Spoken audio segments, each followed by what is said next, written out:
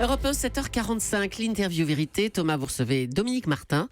Il est le directeur général de l'ANSM, l'Agence nationale de sécurité du médicament et des produits de santé, pour parler de la dépakine. La dépakine, c'est un antiépileptique sur le marché depuis 1967, très efficace, mais aussi très dangereux pour les bébés des femmes enceintes.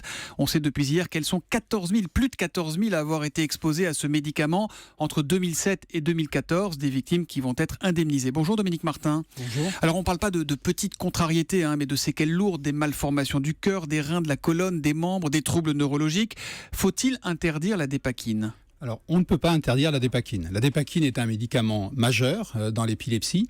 Un arbitrage a eu lieu au niveau européen, parce que c'est un médicament qui est utilisé dans l'ensemble de l'Europe et d'ailleurs dans le monde entier.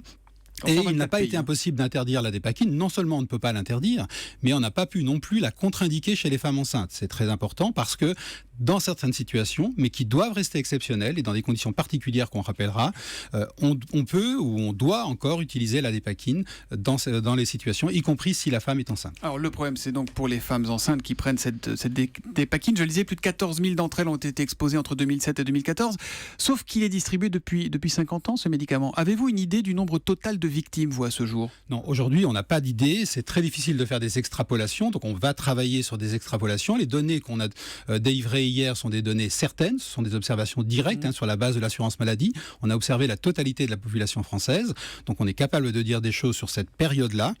Après, pour les extrapolations... L'association de victimes extrapole et dit c'est sans doute entre 50 000 et 70 000 victimes. C'est très compliqué à dire. Du point de vue scientifique, ça va demander beaucoup de travail parce qu'il y a eu des variations très importantes dans le temps des ventes entre la fin des années 60 et aujourd'hui.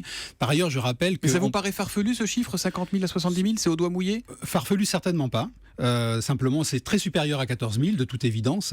Donc après, il faut qu'on travaille et qu'on affine ce chiffre. Mais je voudrais rappeler qu'on parle de dépakine, mais il faut parler du valproate, qui est la molécule qui est utilisée dans l'épilepsie sous le nom de dépakine, mais également dans les troubles de l'humeur sous le nom de dépamide. Pour les cas de bipolarité notamment. Exactement. Bon, les risques étaient connus depuis les années 70. Pourquoi l'ANSM, votre institut, donc, a tellement tardé à réagir ?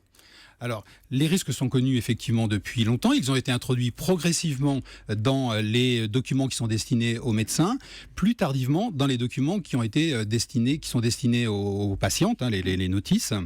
Donc clairement, il y a eu un défaut de précaution pendant très longtemps et sans doute une insuffisance d'information. Donc il y a une erreur de vote. Vous vous sentez responsable à l'ANSM ? En tout cas, moi je me sens responsable de ce que j'ai à faire aujourd'hui. Pour ce qui est du passé, il faut reconnaître, le fait que c'est un drame.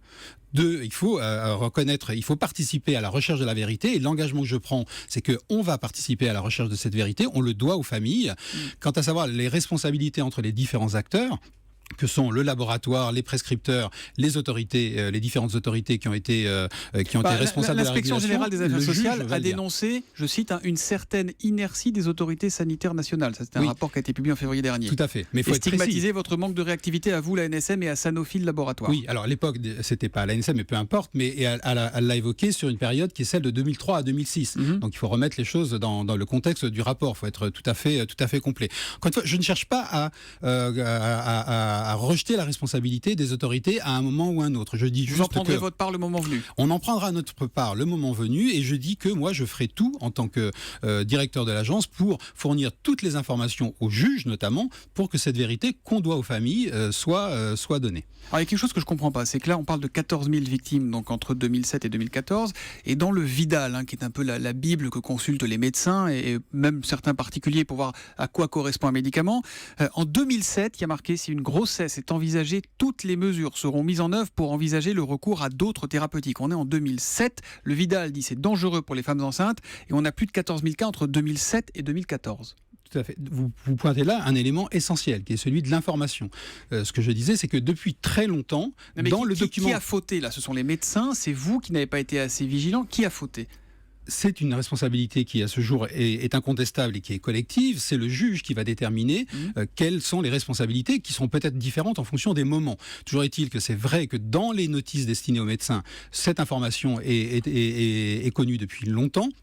Elle l'est depuis plus récemment pour les patientes, dans les notices destinées aux patients. Et ça, c'est un sujet parce que moi, je crois que la prévention, elle naît du dialogue entre les médecins et les patients. Et il faut que les patients soient Donc là, aussi il y a informés. quelque chose à faire, quelque chose à resserrer. Absolument. Et entre autres, ce qu'on fait aujourd'hui, c'est-à-dire qu'il faut qu'il y ait une diffusion générale pour qu'il puisse y avoir un vrai dialogue entre les patients et les médecins sur ce sujet-là. Dominique Martin, est-ce qu'on est face à un scandale sanitaire de type Mediator?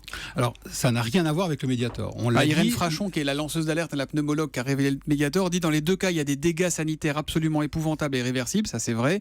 Et elle dénonce le silence du laboratoire, des autorités de santé, des médecins, du monde médical dans sa globalité, qui connaissaient les risques du médicament pour l'enfant chez la femme enceinte et qui se sont tus. Alors, 3 choses. D'abord, on l'a dit, la dépakine est un médicament essentiel. Ça n'était pas le cas du Mediator. Premier point. Deuxième point, le Mediator, c'est un problème franco-français. Là, on est sur un sujet qui est européen et mondial. On en parle beaucoup en France parce qu'on est très actif, mais c'est pas un problème qui est uniquement un sujet qui est uniquement français. Et troisièmement, il y a sans doute eu un défaut d'information pendant un certain temps, mais sous l'autorité de la ministre et depuis 2013, les autorités sont extrêmement actives. On a fait beaucoup de choses. On a mis en place des mesures importantes de prescription et de délivrance qui sont extrêmement contraignantes. Et moi, ma préoccupation aujourd'hui, qui est ma préoccupation majeure, c'est que ces mesures, elles, soient entendues, notamment par les prescripteurs, et qu'elles soient mises en œuvre de façon à réduire au maximum le risque lié à ce médicament. Alors, vous l'avez dit, 2 petites questions rapides pour finir. Ce n'est pas le seul anti-épileptique sur le marché. Est-ce qu'il y en a d'autres qui sont concernés par ce risque, les autres anti-épileptiques, ou est-ce que c'est juste la dépakine?